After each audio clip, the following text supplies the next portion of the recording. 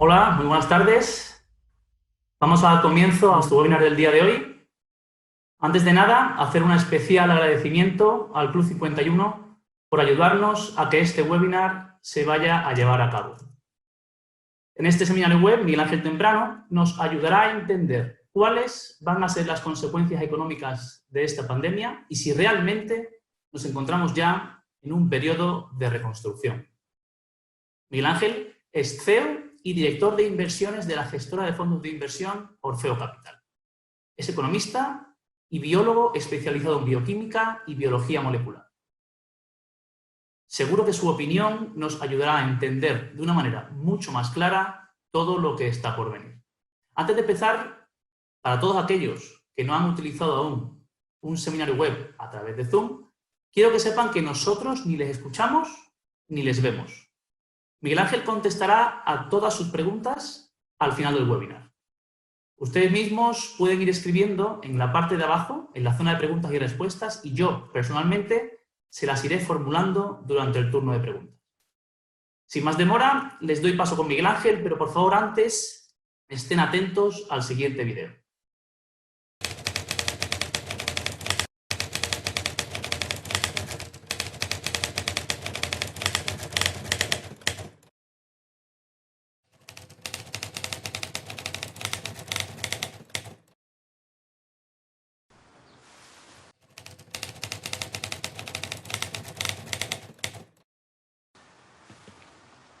¿Inyecciones de capital? Dan, vamos. ¿Hablas de esa palabra con N? No hablo de nacionalizarlos, aislar los que realmente tengan problemas y hacer una inversión. Es antiamericano.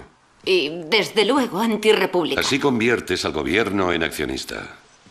¿Tenemos que decirles cómo manejarse, comprar y vender? ¿Cómo hacemos con correos? Porque funciona de maravilla. Será temporalmente. Nos convertiremos en accionistas sin voto. No puedes entregar a los bancos cantidades masivas de dinero. Nadie va a aceptarlo. Para los republicanos es nacionalizar. Para los demócratas es un rescate. Y los bancos se cabrearán. Lo siento, Dan.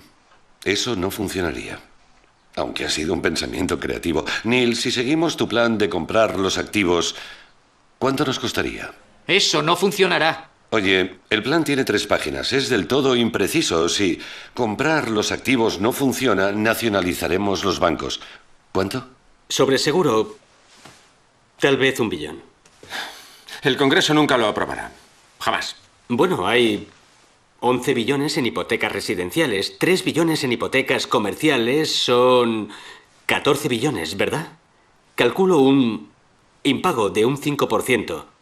El 5% de 14 billones es 700.000 millones. Es mejor que 1 billón.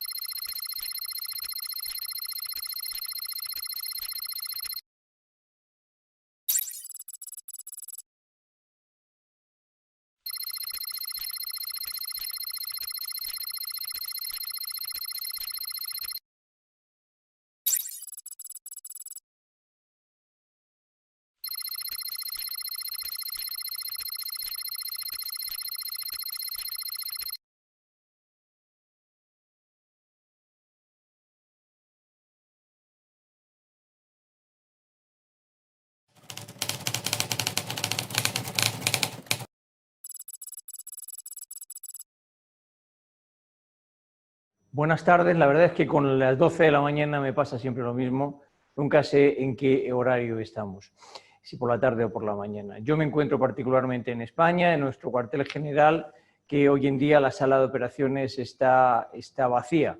Todavía no hemos pasado a ocuparla por el confinamiento en el que hemos estado durante los últimos 70 y tantos días y en el proceso que nos encontramos. Sé que en nuestros países hermanos en Latinoamérica la situación todavía es bastante compleja y me imagino que muchos, por no decir todos ustedes, estarán todavía recluidos en sus casas. He querido recuperar este video que han visto ustedes, que lo utilicé en una conferencia hace escasamente un año.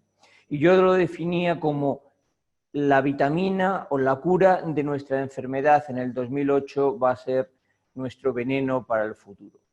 El problema está en que nos hemos enfrentado a lo que ahora hablaremos con unas armas bastante agotadas. No sé cómo de agotadas, porque lo que vamos a ver es que estamos empleando la munición que ya no sé si es de reserva o es literalmente de fogueo porque no sabemos cómo emplearlo. Sin más, y esperando que la técnica no nos falle, voy a empezar a compartir mi pantalla. Hace unos días The Economist definía con esta portada su revista semanal. Hemos perdido el 10% de la economía del mundo en escasamente 2 meses y medio. Bloomberg lo ponía en una magnitud de aproximadamente 9 trillions americanos de pérdida de valor. Fíjense, eso es aproximadamente el PIB que genera la 13ª potencia del planeta, que es España, en toda una década. España genera un poquito más, pero la magnitud es tan inmensa que es incomparable con otra vez. La crisis a la que nos enfrentamos o en la que ya estamos sumidos es sin duda alguna la más abrupta que ha habido en la historia de la economía. Pero es que desgraciadamente esta crisis no tiene un factor económico, no tiene algo contra lo que nosotros podamos utilizar las herramientas que están diseñadas para ella, sino que ha sido provocada por algo totalmente ajeno y desgraciadamente incontrolable, que ha sido un virus, algo que nadie ve. Es más, los expertos en bioquímica o en virología necesitan los microscopios más grandes nunca desarrollados, que son los microscopios electrónicos, para simplemente ver esas fotos que verán en algunos sitios. Con lo cual, no podemos compararnos con crisis pasadas, recientes, sin más las que todos hemos vivido hace una década. Tenemos que buscar otros comparativos. El problema que hay es que otros comparativos eran en un escenario diferente. Lo que sí ocurre es que esta crisis va a cambiar nuestra vida y la va a cambiar de una manera radical, porque en escasamente 3 meses hemos cambiado determinados comportamientos y muchos de ellos han llegado y ya no se van a ir. Este es un ejemplo. Nosotros dábamos conferencias por todas partes del mundo. Nosotros viajábamos una barbaridad. Seguiremos viajando. Tenemos oficinas en muchos sitios, pero estoy completamente convencido que viajaremos mucho menos. Estoy realmente convencido que el teletrabajo hará que estemos muchísimo más tiempo en nuestras ciudades y quizás hasta en nuestras casas. Por lo tanto, consumiremos menos gasolina, iremos a menos restaurantes para comer. Yo comía todos los días, cuando estaba en cualquiera de las oficinas, con mis compañeros en los restaurantes de la zona. Muchos de ellos ya se irán a casa a comer. Pero es que hemos visto como en estos días grandes multinacionales como Facebook ha dicho que gente que tiene teletrabajando ahora nunca más va a volver a las oficinas. Va a seguir teletrabajando de manera sistemática. El otro día, un alto directivo de un banco luxemburgués me decía que ellos tenían en Luxemburgo 3 edificios y que habían llegado a la conclusión de que uno les sobraba, con lo cual le va a afectar a otros servicios. El otro día yo tenía que ir al médico a hacer una revisión de una enfermedad sin importancia, pero que tengo que ir de vez en cuando. Bueno, obviamente con lo que pasaba, ni yo quería ir, ni se me estimaba que fuese. La telemedicina ha llegado para instalarse, porque si se ponen ustedes a pensar, la gran mayoría de las visitas médicas que hacen son visitas de un vis a vis, donde realmente lo que necesitas es verle, no necesitas estar presente con el médico. Con lo cual, esto va a hacer que determinados sectores, como veamos, se desarrollen y se desarrollen mucho más rápido de lo que veían desarrollándose en los últimos años.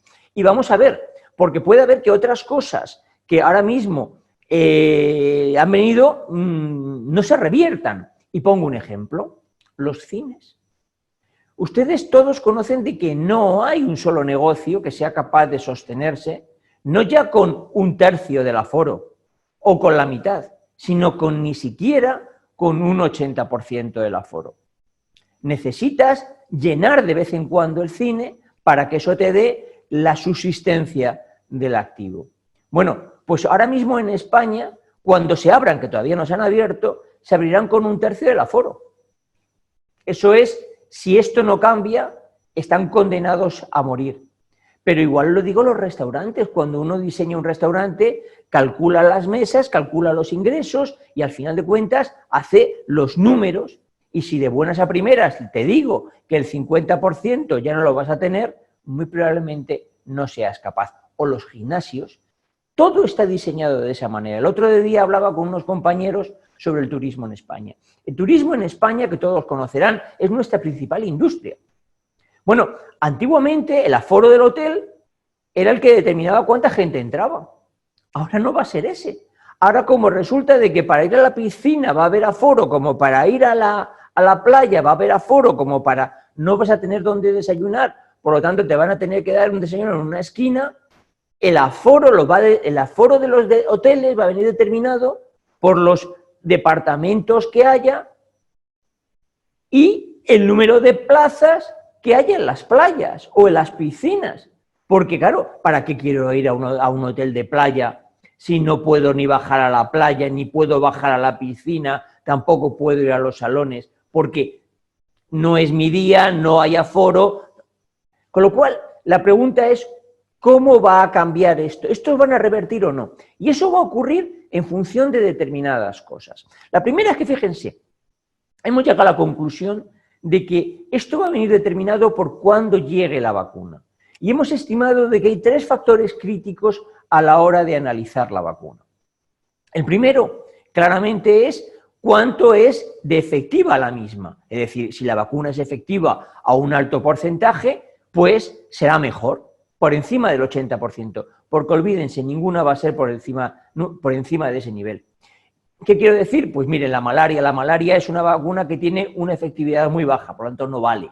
¿De acuerdo? Será importante. La segunda es la inmunidad que nos provoque o que nos genere, cuánto nos va a durar. Porque si nos tenemos que revacunar de una manera secuencial cada año, será más complicado y por lo tanto generará una situación más compleja en el mundo.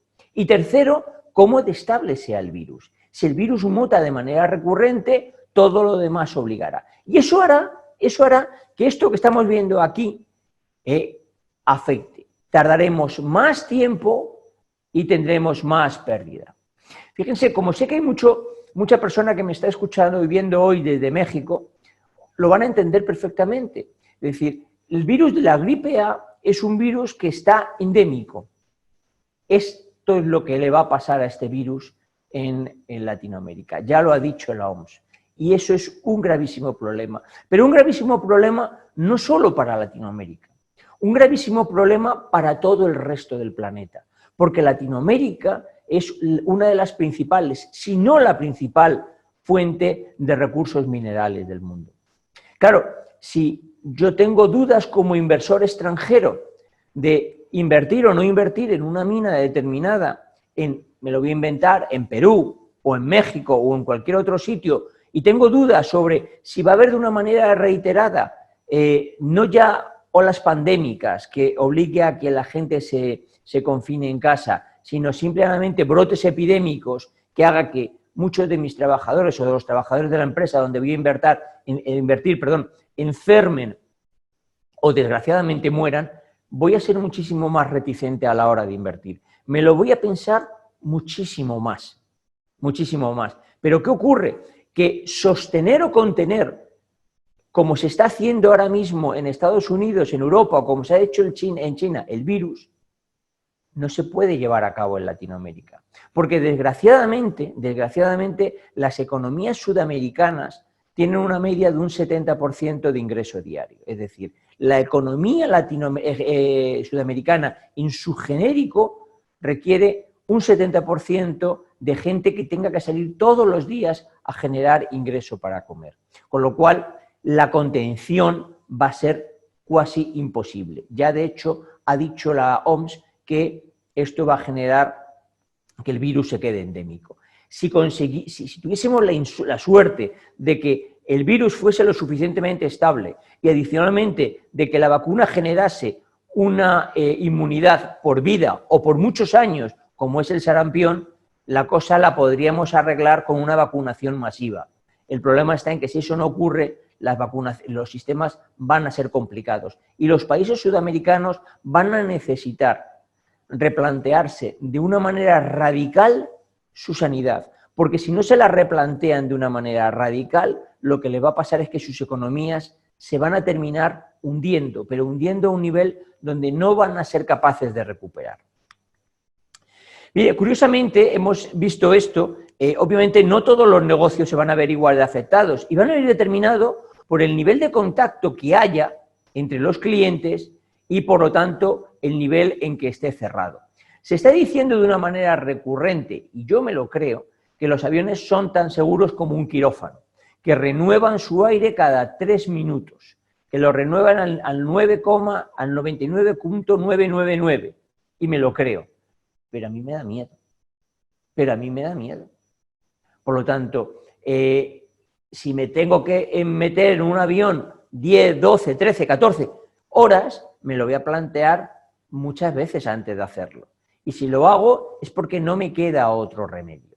A eso es a lo que iba al principio, viajaremos menos, haremos más teletrabajo y desgraciadamente se verán otras cosas afectadas además de estos sectores. Este es un mapa muy curioso porque lo podrían haber pintado de un solo color. Hay varios colores, pero realmente es las limitaciones que tienen cada uno de los países a la entrada de extranjeros. El color podía ser el rojo. Todos tienen una limitación, nadie puede entrar. Poco a poco se va a cambiar, pero se va a cambiar por necesidad. Curiosamente, los europeos lo vamos a cambiar porque llegamos a la temporada de turismo. Y, claro, tanto los españoles como los franceses, el turismo es una fuente de ingresos brutal nuestra. Pero, desgraciadamente, fíjense el color de Latinoamérica. Es el color más oscuro. Las limitaciones son brutales. No permiten la entrada de nadie. ¿Cuánto tiempo van a ser capaces los gobiernos de sostener esa situación si no son capaces de controlar la pandemia de una manera radical? ¿Cuánto tiempo se va a necesitar? Porque van a necesitar que visiten la visita de los extranjeros. El turismo ha desaparecido y es una fuente de ingresos importante. Pero ¿y los inversores? Bien, entremos en la fase entonces, ¿cuál es la situación del medicamento y la vacuna? Quiero decirles, y hago un inciso, en que esta presentación la tienen ya disponible para podérsela descargar cuando ustedes quieran en nuestra página web, que es www.orfeocapital.com, dentro de la sección de actualidad y ella de artículos. Y espero que mañana mismo puedan también, dentro de webinars, descargarse este vídeo. ¿Qué ocurre con el medicamento? Pues miren, estaría muy bien, porque lo ideal sería encontrar un medicamento que nos curase comprándolo en la farmacia, o que nos lo sirvieran en los hospitales, pero de acción rápida, es decir, que nos lo tomásemos y nos fuéramos a nuestra casa y supiésemos que como mínimo no nos vamos a morir.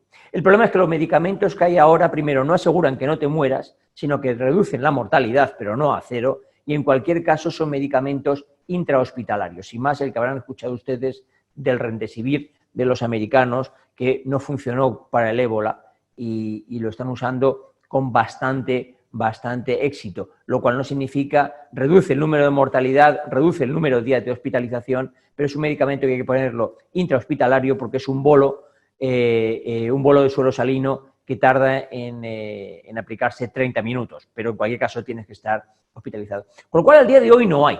La siguiente cosa es, si no lo podemos luchar con un antivirus, podemos encontrar un inmunógeno, que es lo que han dicho, pero no debe estar también tan claro porque no ha habido mucho ruido mediático detrás, que lo ha hecho el ejército israelita, que lo utilizaba para otra cosa, que es inyectarte antígenos.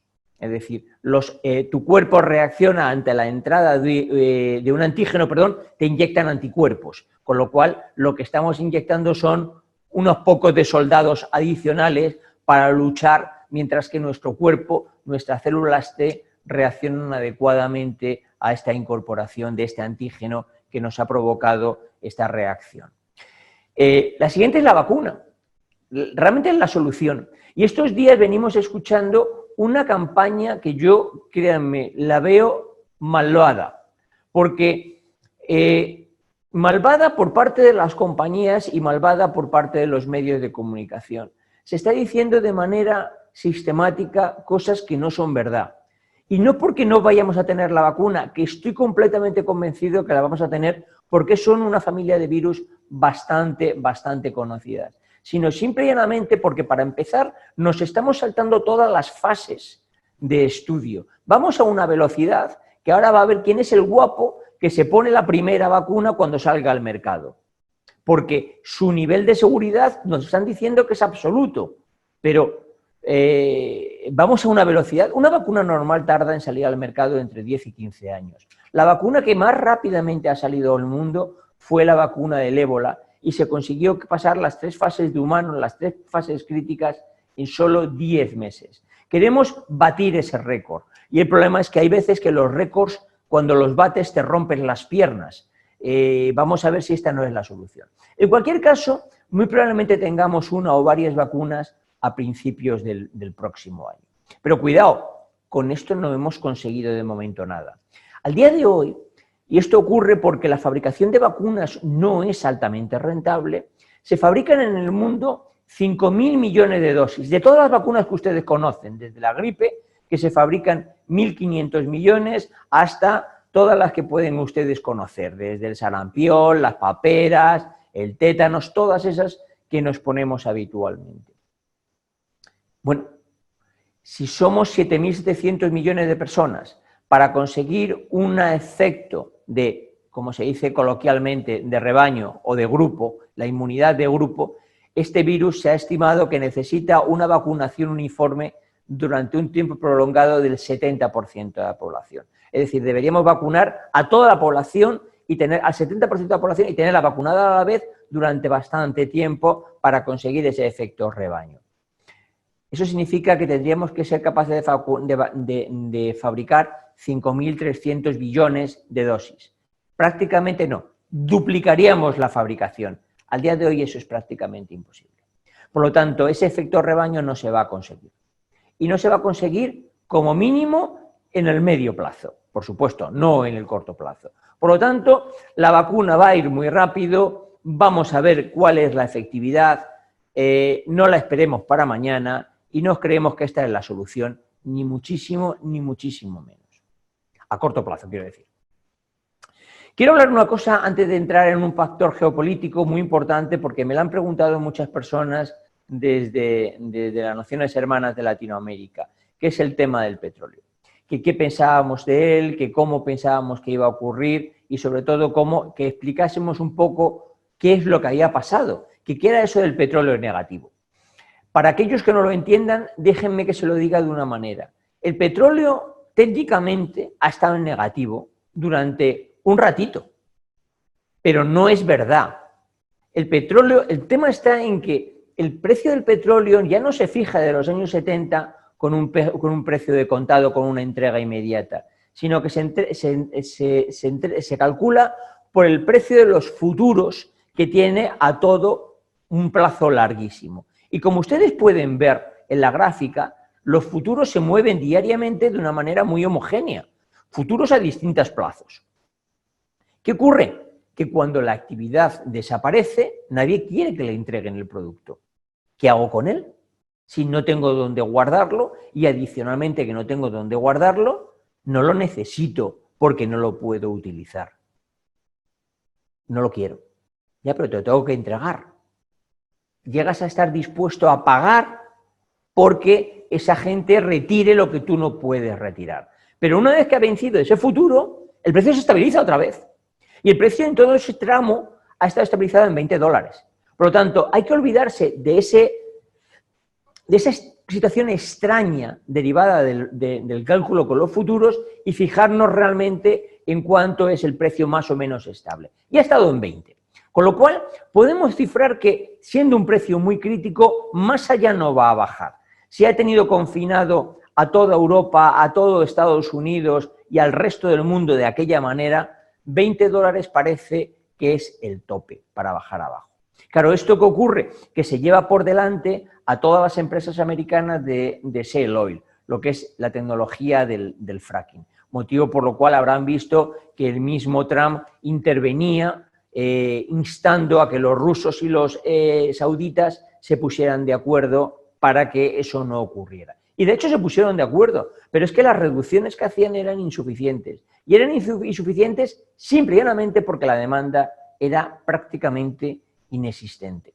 Pero eso no va a seguir así, porque si el petróleo acaba siendo este problema, no será el petróleo el problema, será que nos hemos muerto todos porque no hay actividad. Y como doy por hecho que eso no va a ocurrir, pensemos que el petróleo, y luego lo veremos, es un muy buen sitio para estar, porque aunque van a cambiar nuestra filosofía, va a cambiar nuestra manera de entender la vida, y eso va a afectar claramente a las energías, hoy en día, ni en el corto ni en el medio plazo, es decir, en los próximos 5 años, va a haber una sustitución efectiva del petróleo por energías limpias.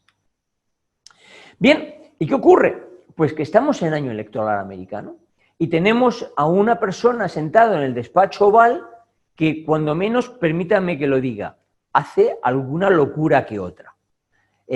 Alguna locura, bueno, como decir que la gente tome desinfectante. Lo que aluciné es cuando vi que la gente lo había tomado. Y alguna locura mucho más grave, porque bueno, al fin y al cabo el desinfectante, que es una locura muy grave, pero afecta a los locos que le siguen, es que este señor toma determinadas medidas que afectan no a los locos, sino a toda la humanidad. Y bueno, decidió que una buena manera para recuperar, para mantener la Casa Blanca, el sillón oval, el sillón del despacho oval, era atacar a los chinos. Y cierto es que los chinos tienen mucha culpa. Cierto es que los chinos se están apoderando del mundo. Pero cuidado, los culpables no son los chinos, somos el resto, que somos imbéciles, que les hemos permitido llegar a esta situación. El asunto está en que cuando estas cosas ocurren y cuando además el verdadero culpable de que ocurran eres tú, lo que tienes que hacer no es poner una muralla y enfrentarte, sino utilizar otro tipo de armas de una manera mucho más inteligente, porque se ha encontrado que en el otro lado tiene uno de los dirigentes, a lo mejor, muy probablemente uno de los mejores dirigentes de la historia, que es el presidente Xi. Por lo tanto, le ha ganado lo que se dice en España la merienda. Trump le ha dejado con esta guerra el mundo abierto. Nosotros estamos, para todos los que conozcan Madrid, estamos en la Castellana, en el punto neurálgico, en la plaza de Gregorio Marañón. Y yo aparco mi coche al lado en un hotel que hay, el Hotel Miguel Ángel, al lado del Hotel Intercontinental. Yo no sé con cuánta gente vino el presidente a Madrid, pero decir que vino con caravanas y caravanas, y en los hoteles estos no estaba el presidente, estaba parte del séquito. Es decir, realmente Trump le abrió las puertas del mundo. Pero ¿qué ocurre? Que Trump ganó con el peor resultado que se ha ganado últimamente, pero gracias al sistema electoral tan complejo que tienen, por la asignación y porque con ganar por un solo voto en un estado te llevas todos los votos de ese estado, Trump ganó a Hillary Clinton por una exigua mayoría. Realmente, además, le ganó en 3 estados, de los cuales han sido sistemáticamente estados que han votado demócrata. Con lo cual, la primera que empezó es diciendo que de aquí había salido el virus. Bueno, no sabemos si es verdad o es mentira, pero no parece que tiene mucho sentido emprender la guerra porque digas que han salido de ahí si no tienes una evidencia. Lo primero que dijo es que los chinos habían modificado el genoma del virus. Le dijeron que era mentira, se demostró que no era un genoma modificado. Lo siguiente, que se les había escapado. A lo mejor es verdad, pero esto no consiste en pelearte de esa manera, porque no vas a conseguir mucho, porque es que resulta de que los votantes demócratas y los votantes republicanos, ambos tienen un nivel de aceptación de los chinos muy bajo o de repulsión muy alto.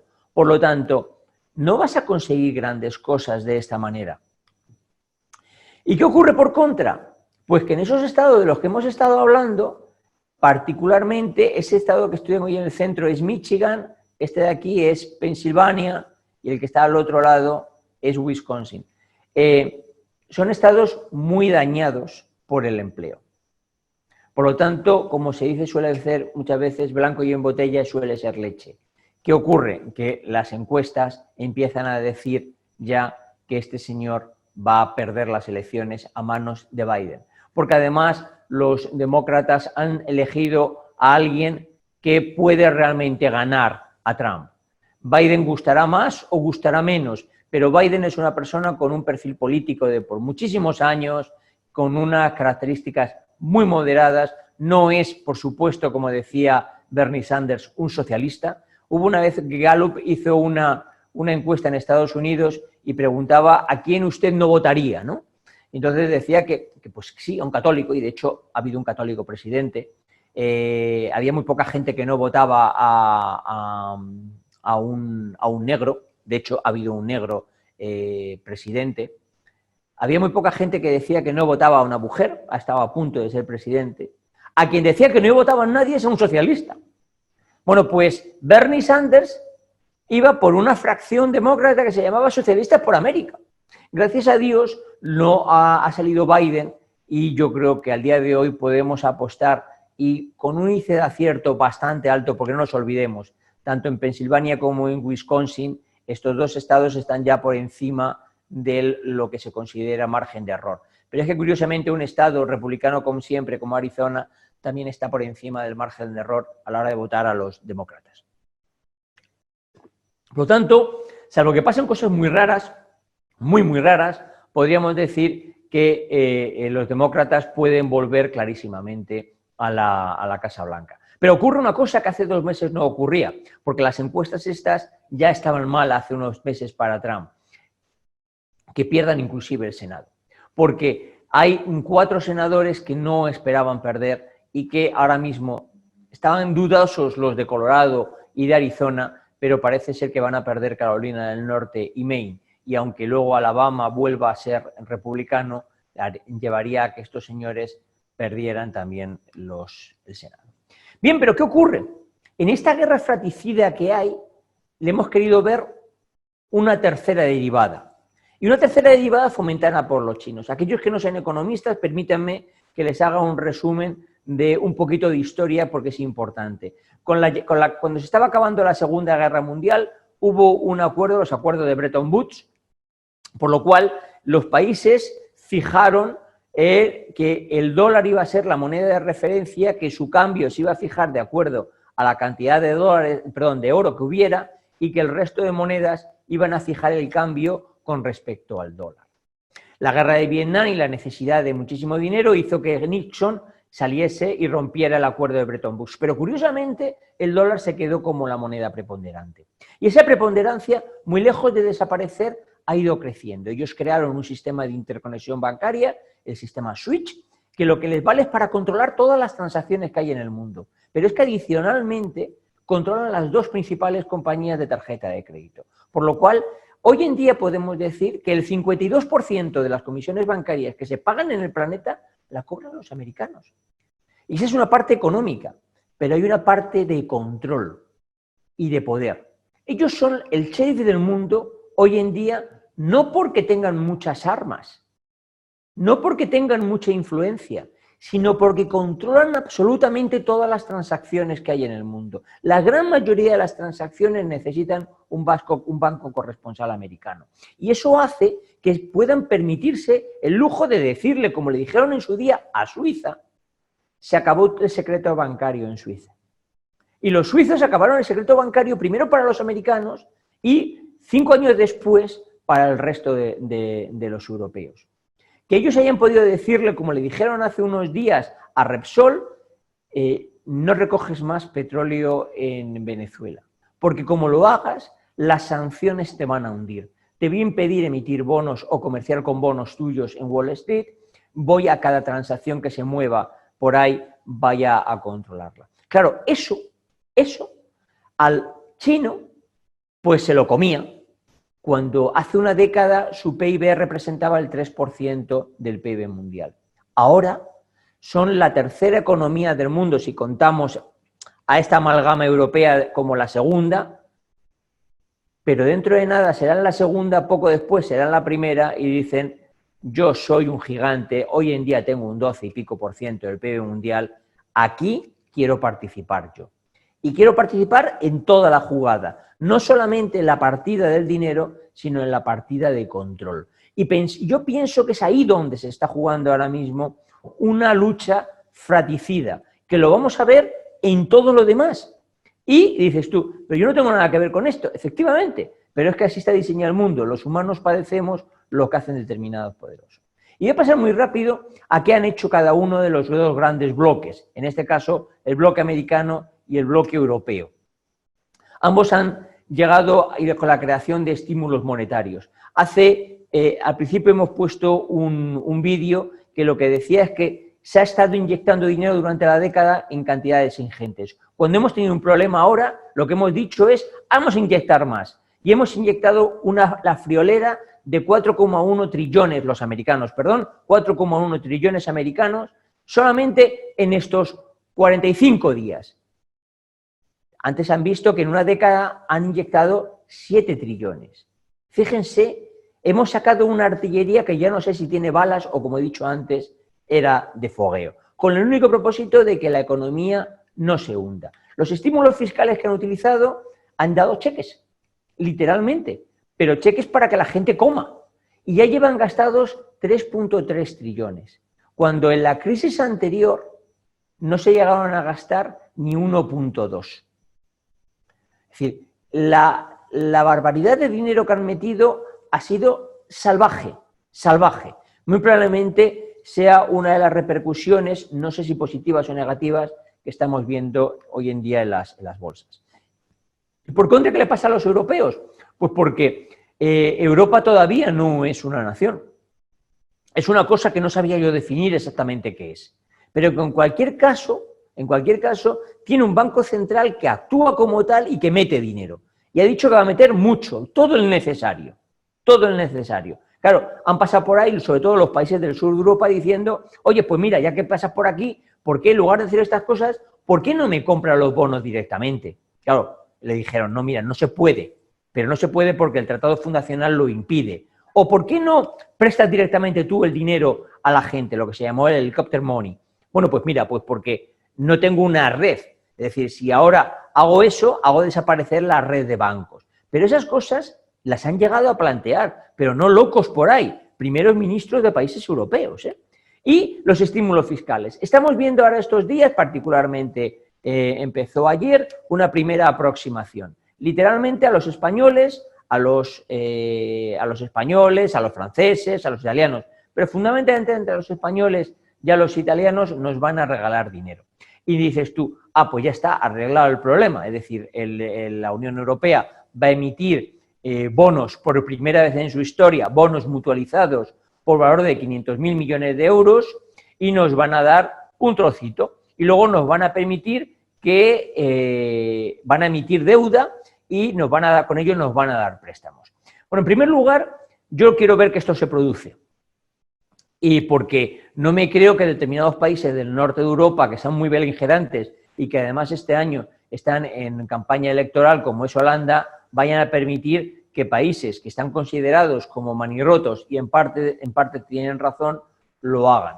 Por lo tanto, habrá que ver qué ocurre si, a pesar de que nos den ese dinero o no nos lo den, a países del sur de Europa, nuestro gasto es tan brutal que necesitamos más ayuda y ya se produzcan rescates en situaciones más draconianas de la que parece que van a ser estas. Y la siguiente es que acudamos a un mecanismo europeo de estabilidad, al MEDE, que es un organismo que se creó para sacar dinero. Con esto lo que quiero decir es, como ven, hay maneras, todo Estados Unidos y toda Europa está actuando. de unos mejor que otros, unos más rápido que otros, unos con más fuego que otros. Todos están actuando. El problema que hay es que todo este dinero que debería de valer para desarrollarse en el mundo entero, vale solamente para sobrevivir en estos dos núcleos. Es decir, las dos primeras economías del planeta lo que han dicho es que el mundo espere que primero vamos nosotros. Y eso tiene consecuencias, porque son como efectos boomerang.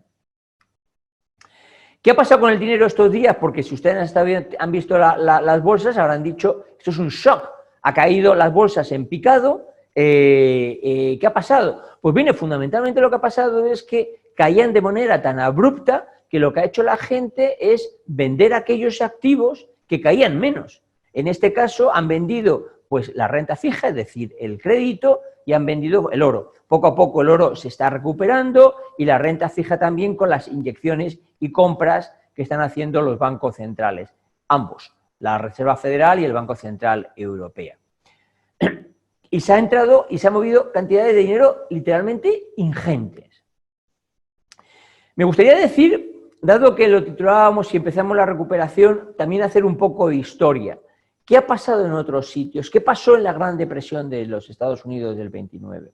Mira, allí hicieron algo que nunca más luego se ha hecho. Es que montaron una entidad público-privada que tenía capacidades inclusive de permitir desgravaciones fiscales. La ventaja es que ellos aportaban avales a aquellos emprendedores para que luego levantaran el país. Y la historia es que lo levantaron con un saldo para el contribuyente americano nulo, neto, cero.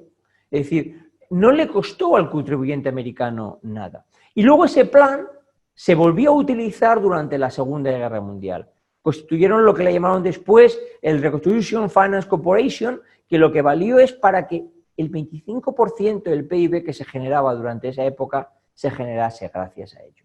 En el cambio, en el 2019 no nos podemos fijar en ello, porque lo único que aprendimos fue que inyectábamos dinero porque darle al botón aparentemente es gratis. Y es gratis, desgraciadamente, porque las teorías económicas dicen que cuando tú aumentas la masa monetaria en circulación, generalmente se te inflatan las economías. Pero se demostró que nuestro estado ya de la vieja Europa y de los americanos está tan languidecido que desgraciadamente ni grandes estímulos lo aceleran.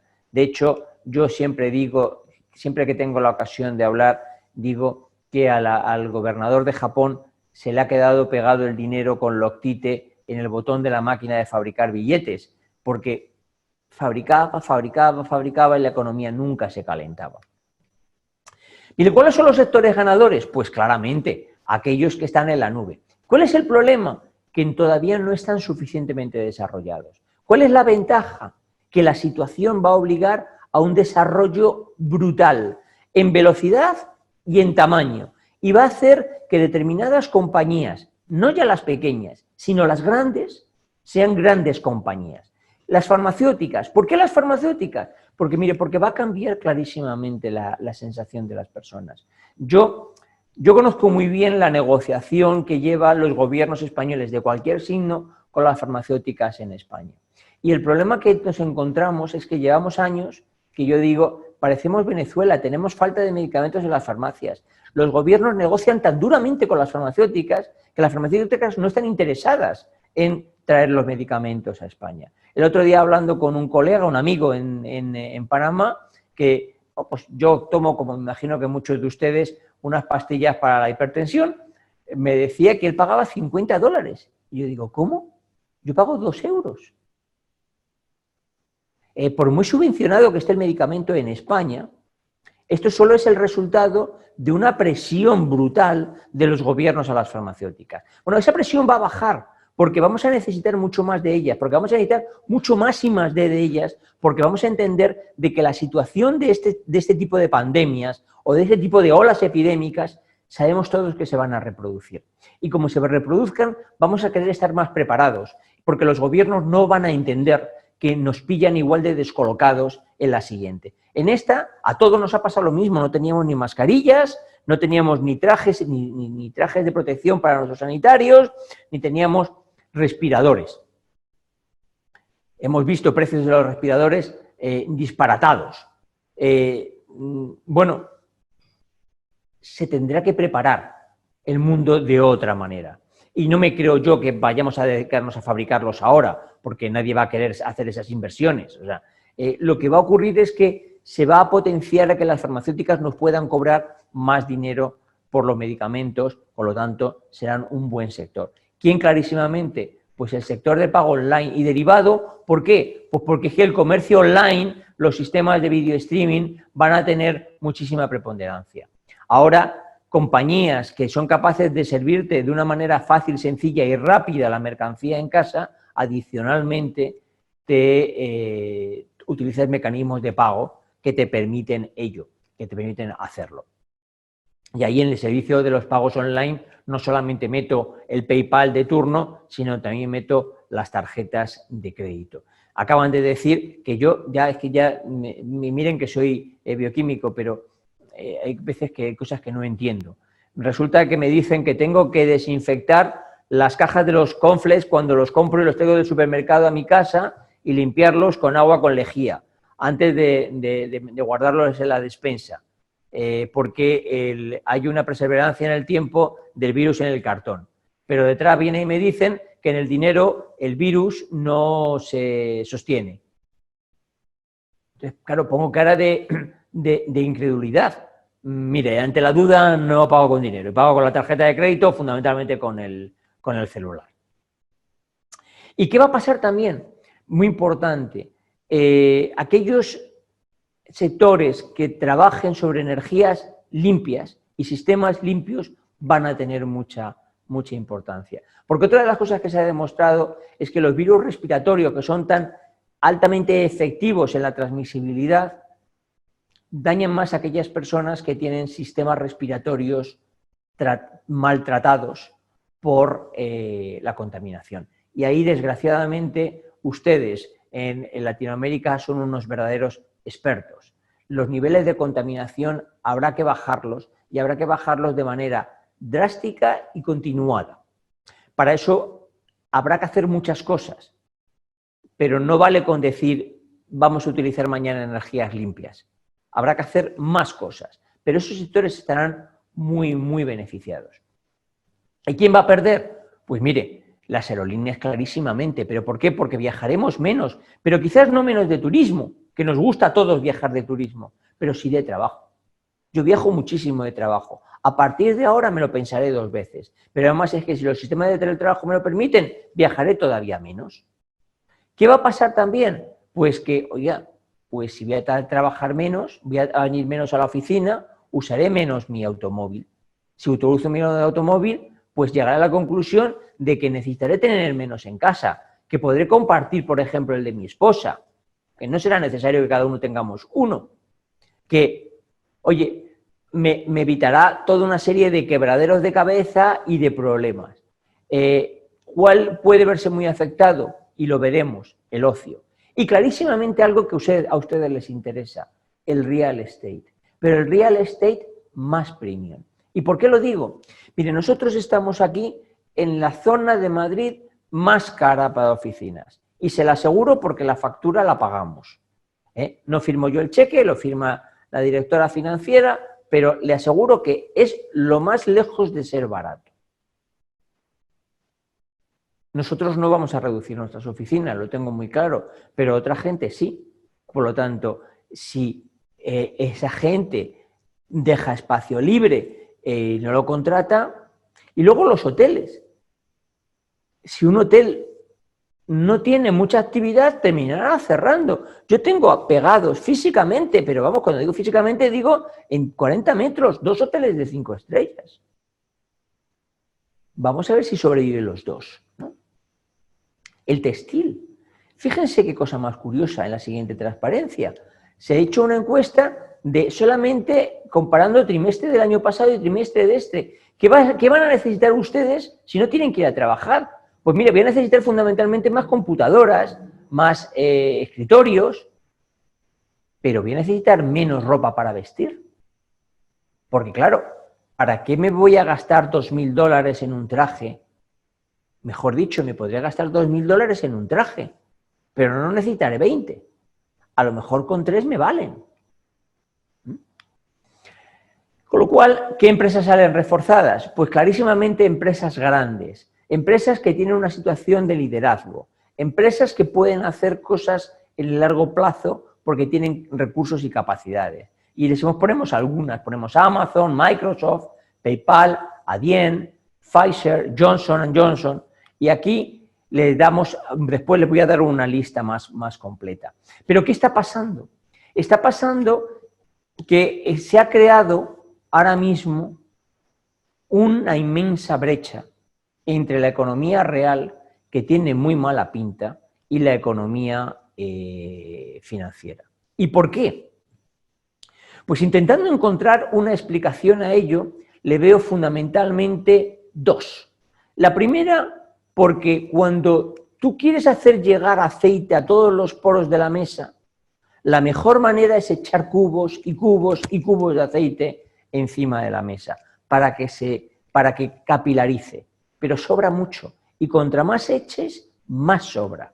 Y ahí hay recolectores de aceite que lo cogen muy barato porque el dinero es prácticamente gratis y lo utilizan porque con muy poca rentabilidad que le saquen ya el sistema es efectivo.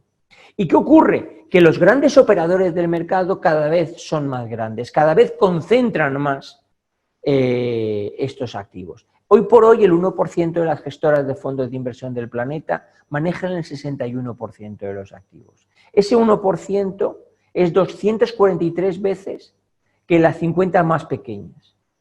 Pero es que ese número ha pasado de 105 veces a 243 en solo una década.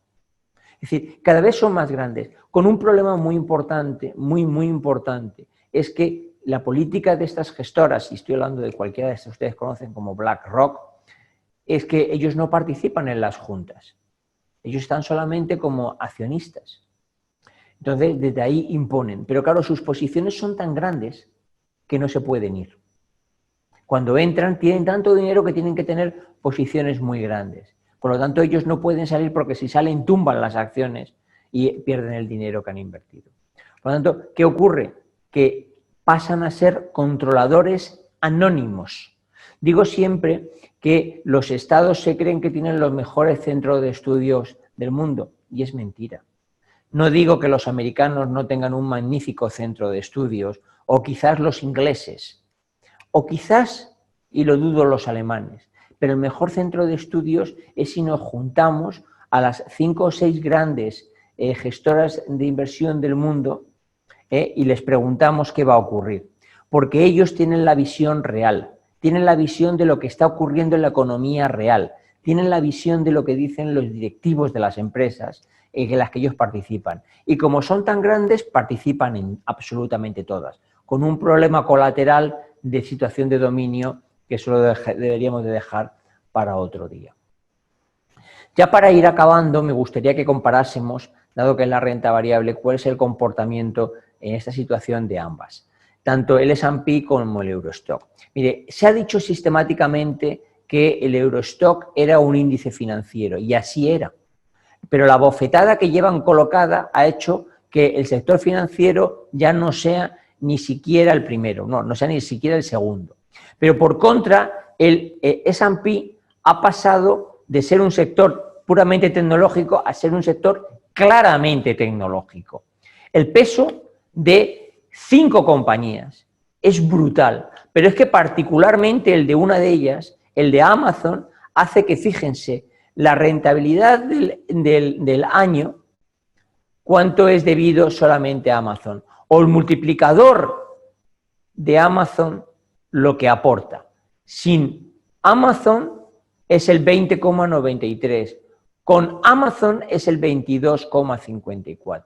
Es decir, una compañía como Amazon distorsiona absolutamente toda, y las FANG distorsionan el S&P. Tengan muchísimo cuidado, porque hace un rato lo decía yo en un medio de comunicación, el S&P está distorsionado, pero no todo él, no todo él. Fundamentalmente está distorsionado esto. Lo que ocurre es que es cierto, estas compañías son líderes, son ganadoras, Estas compañías son de los sectores que se ha demostrado de que esto no les va a afectar.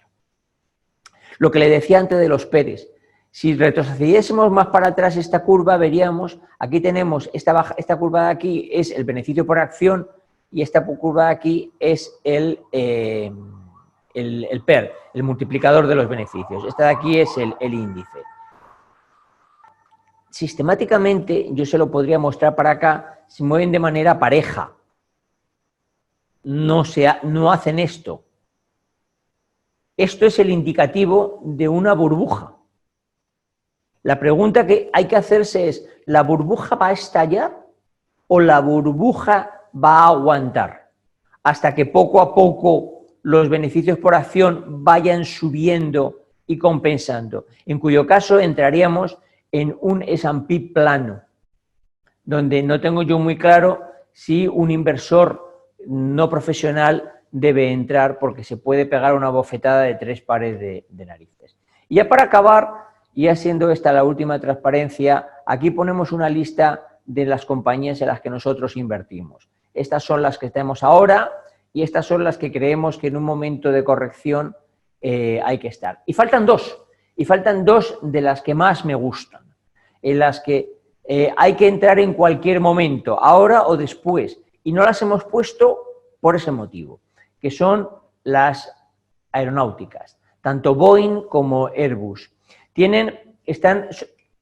Realmente trabajan en un mercado sin competencia, es un duopolio.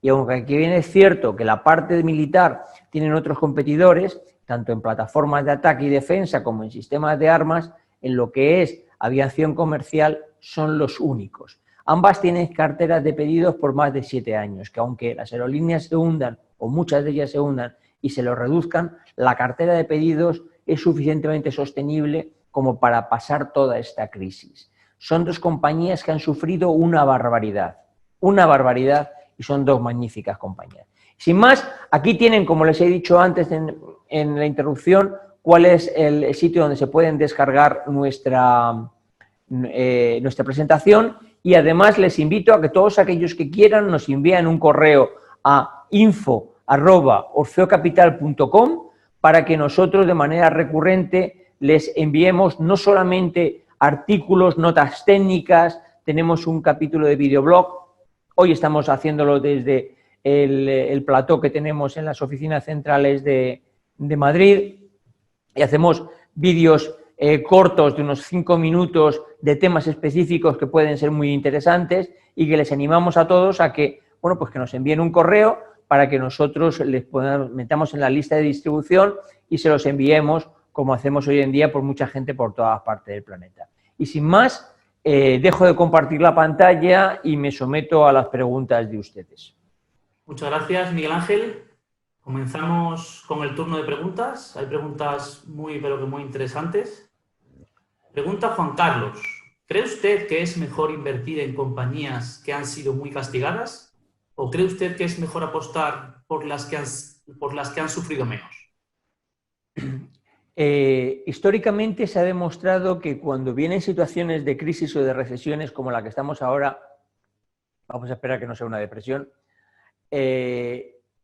siempre es preferible invertir en aquellas que han sufrido menos, porque son aquellas compañías que el mercado ha penalizado o ha reconocido más su valor. Pongo un ejemplo. ¿Quién no ha sufrido en este caso? ¿A quién le ha venido hasta bien? Pues a Amazon.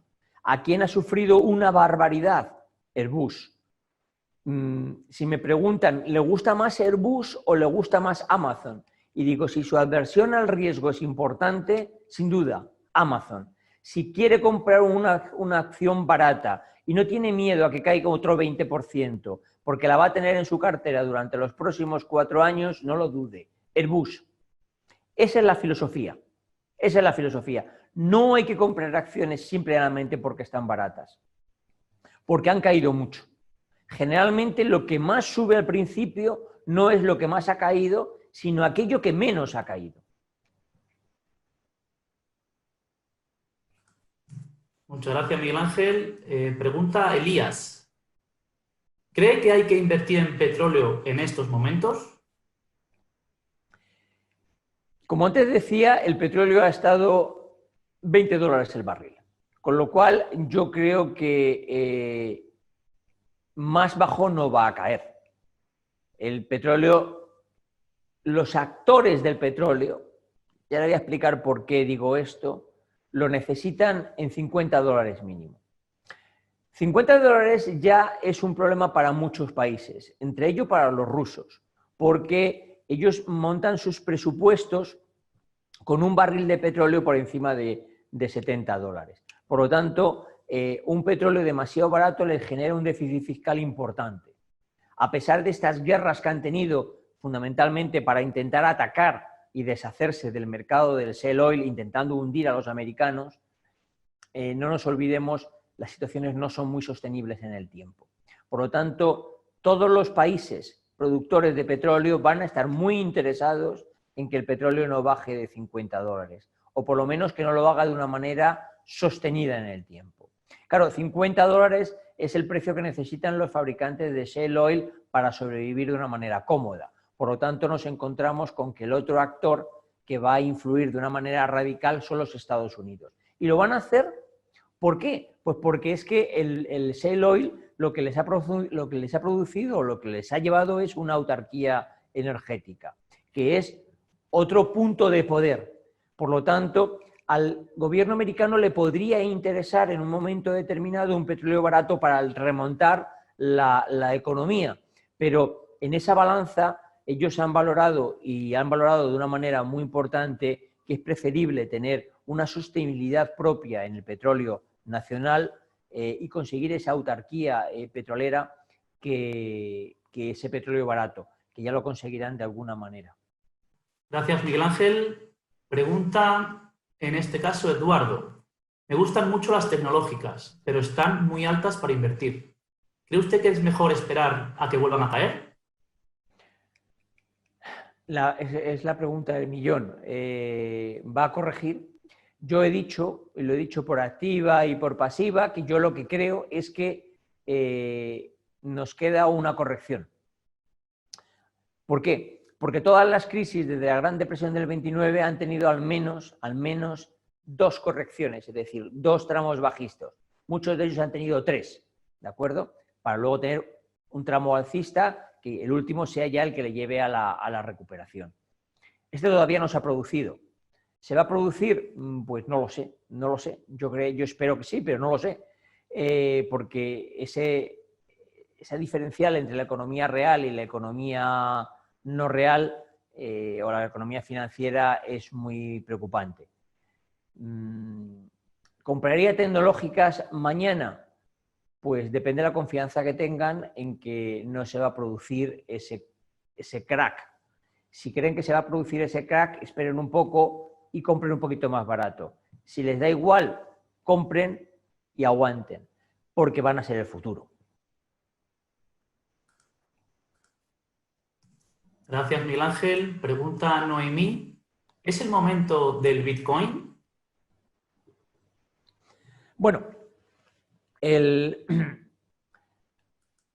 las criptomonedas en general son un tema muy peliagudo. Yo tengo un vídeo emitido en nuestro canal, en nuestro videoblog, donde les he dicho antes, en nuestra página web, que además tiene muchísimas visualizaciones. Me llevé una sorpresa porque fue un tema que yo no sabía que iba a tener tantísima aceptación. Miren, el dinero, que es lo que quiere ser el Bitcoin, yo le digo siempre a los estudiantes que es un activo intermedio de intercambio. Yo quiero cambiar una cosa por otra, que era el trueque, y había que encontrar algo que fuese fácilmente divisible. ¿Qué ocurre? Que con el tiempo cuando se le empezó a quitar el oro, la plata y todos esos metales que llevaban las monedas, entró alguien de detrás y dijo, yo soy todo eso. ¿Y qué es ese yo soy? Es la garantía de último recurso, la capacidad que tiene un emisor de emitir nuevo papel para darle valor a ese dinero, a ese activo intermedio de intercambio. Eso no lo tienen las criptomonedas actuales.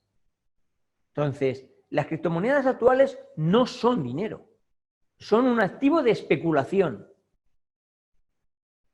Nosotros no especulamos, nosotros invertimos. Esa es la diferencia. Nosotros, cuando invertimos en una empresa, es porque creemos en que tiene un buen equipo de gestión, tiene unos magníficos productos, tiene una cuota de mercado, tiene una serie de cosas. De hecho, en nuestro método de inversión decimos que cualquier empresa a la que nosotros invertimos tiene que cumplir la regla de los 2-5, es decir, tener 5 características importantes, como generar barreras de entrada, tener barreras de salida para los clientes, un portfolio diversificado, toda una serie de cosas, y luego carecer de 5 riesgos, porque si los tiene, consideramos que no es un activo invertible. Es decir, por ejemplo, que sea fácilmente atacable de alguna manera o dañable, o que su reputación se pueda ver afectada.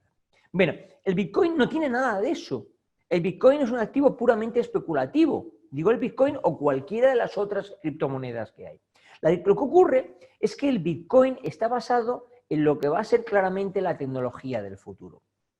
En algunos casos ya del presente, que es la tecnología de las cadenas de bloques, el famoso blockchain, que se va a utilizar para todo.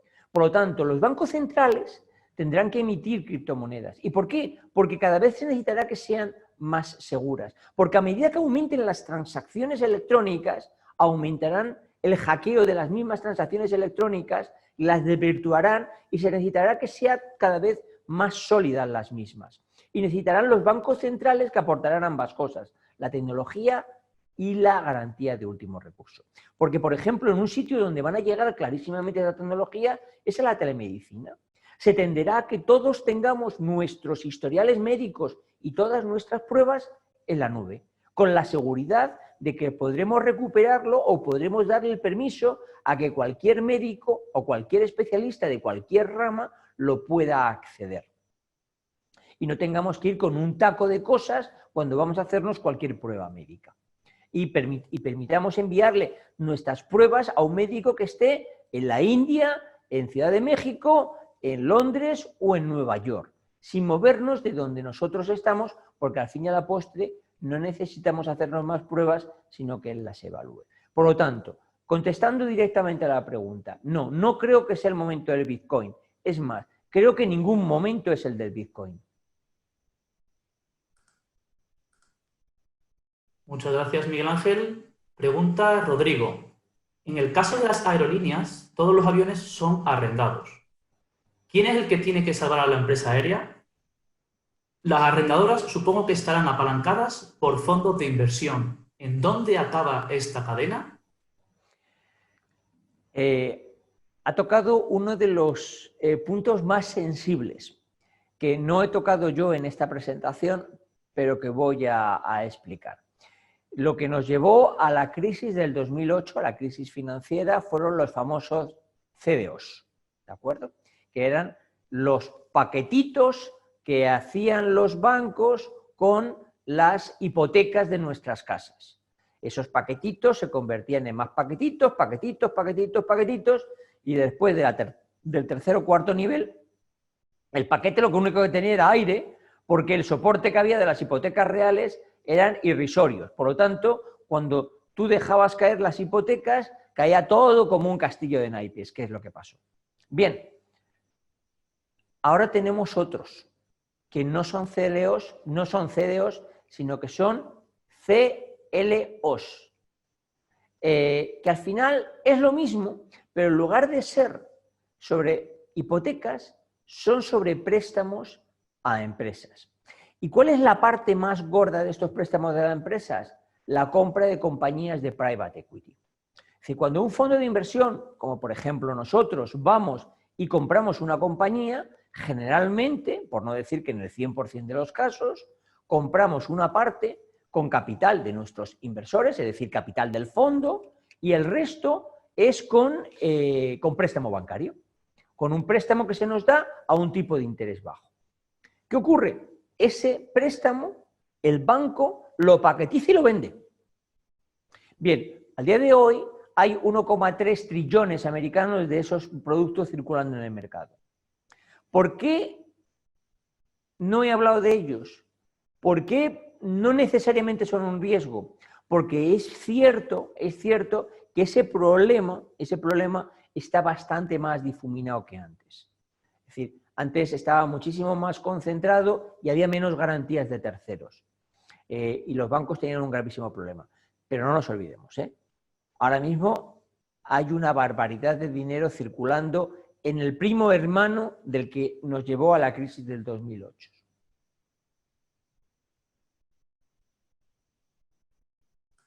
Gracias, Miguel Ángel. Vuelvo a preguntar, Rodrigo, en referencia a esto, ¿a qué tantas empresas puede llegar a afectar un quiebre como el de las aerolíneas? Bueno, vamos a ver. La primera pregunta es, ¿todas las aerolíneas son iguales? Porque nos deberíamos situar, ¿es igual que quiebre Ryanair que IAG? Curiosamente, Ryanair, no sé si lo saben, es mayor que IAG. Y lo he comparado porque son dos compañías. Ryanair es la compañía europea más grande que hay, una compañía de low cost, donde literalmente a los que viajan, porque yo ya me pasó una vez y ya no viajo más, te tratan como si fueses ganado, pero ganado de ganado. Que IAG, que son compañías que tienen una imagen del país. Esa es la primera la parte importante. Luego, las low cost no todas son IAG, la gran mayoría son más pequeñas. Entonces vamos por partes. Paso número 1. Yo creo que las compañías pequeñas de low cost pueden quebrar perfectamente, sin ningún problema. Vamos a ver ahora a quién afecta. 2. Las compañías grandes de low cost pueden también quebrar y pueden que no se las rescate. ¿Por qué? Pues porque no son tan generadores de empleo como son las compañías que antiguamente habían sido de banderas, como hoy en día es IAG, que no es más que un holding en el que participa, que es de Iberia, de British Airways, de Aer Lingus, de toda una serie de compañías. Por lo tanto, a esas compañías no se las va a dejar quebrar, a la gran mayoría. Y lo hemos visto, se las ha rescatado a Delta, a American, se las ha rescatado con cantidades ingentes de dinero en Estados Unidos. Ayer se dio un préstamo a Lufthansa de 9.000 millones de euros. Para que situemos las magnitudes, Lufthansa hoy en día vale en bolsa 4.400. Cierto es, Lufthansa ha caído mucho. Mi gran pregunta es si Lufthansa va a ser capaz de devolver ese préstamo. Porque Lufthansa tiene unos beneficios operativos del año 2019 de 1.200 millones de euros. Por lo tanto, su nivel de endeudamiento va a sobrepasar todo lo sobrepasable. Pero qué curiosidad, estoy diciendo que a lo mejor a una compañía más pequeña se la deja quebrar y no han dejado caer a Lufthansa.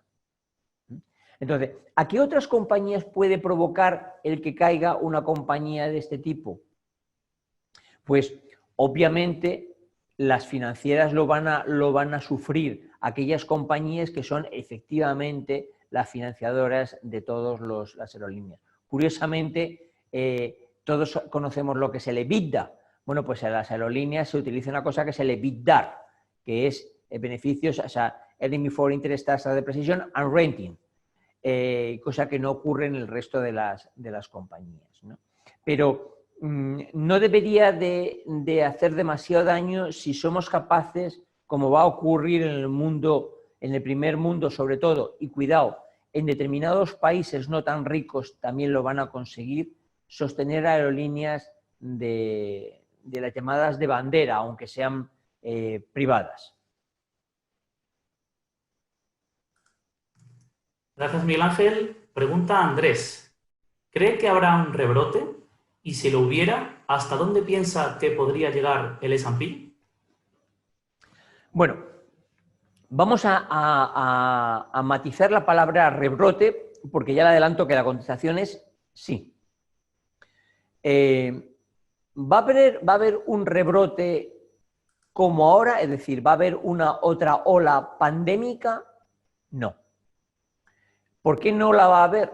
Pues por muchos motivos. Mire, el primero porque se han tomado ya en el mundo entero toda una serie de medidas de distanciamiento social que es la manera más efectiva de impedir que nos contagiemos. Es más, se espera que en Europa, que es el dato último que he leído, la epidemia anual de gripe del próximo invierno sea residual.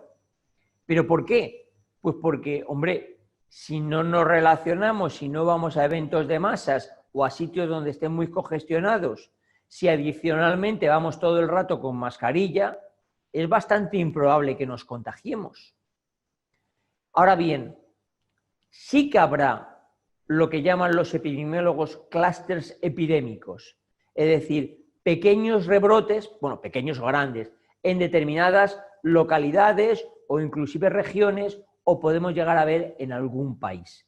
Pero los confinamientos que vendrán detrás serán menores. Serán menores. ¿Y qué va a pasar? Pues desgraciadamente en Latinoamérica van a vivir no en un rebote, van a vivir en el bote constante, porque lo que acabo de decir, el virus va a ser endémico. Con lo cual, a todas aquellas personas que no tienen una economía diaria van a tener que trabajar en una situación quizás de mayor peligrosidad de lo que vamos a poder trabajar en otras partes del mundo precisamente por eso, porque vamos a tener una medida de distanciamiento social durante todo el tiempo muy controladas, ¿no? Pero claro, en Latinoamérica, si la gente tiene que salir porque tiene que comer, porque el ingreso del día es el que ganan para comer, eso es muy difícilmente controlable. Ahí viene el problema endémico. ¿Qué va a pasar en el S&P si hay un rebrote? Bueno, yo creo que en noviembre va a haberlo. Lo creo, lo ha dicho la OMS y todo tiene sentido. ¿Por qué podría no haberlo?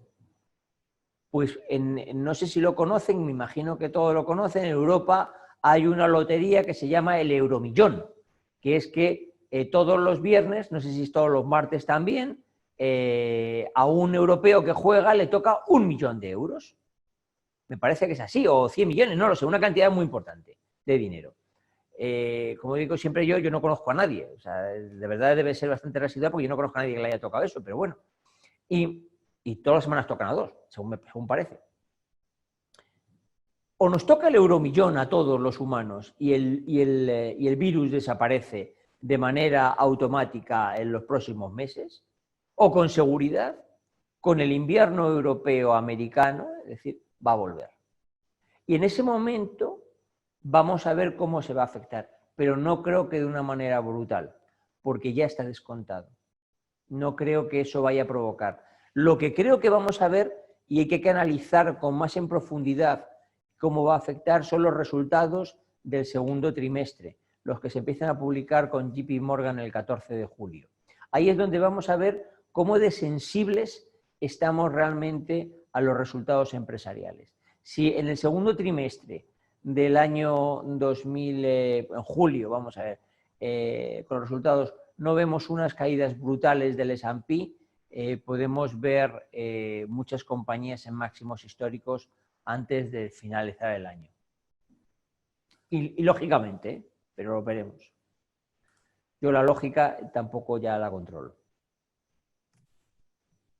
Muchas gracias, Miguel Ángel, por todas estas respuestas. Ya no hay más preguntas, pero si necesitan cualquier información adicional o tienen alguna otra consulta, no duden en ponerse en contacto con nosotros.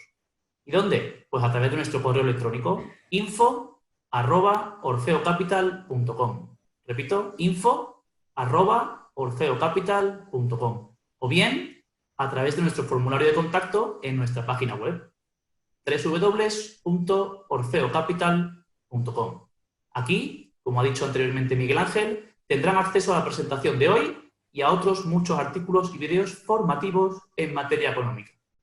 Sin más, muchísimas gracias por su asistencia, les deseo muchísima salud, tanto a ustedes como a sus familiares, y les esperamos en el siguiente webinar.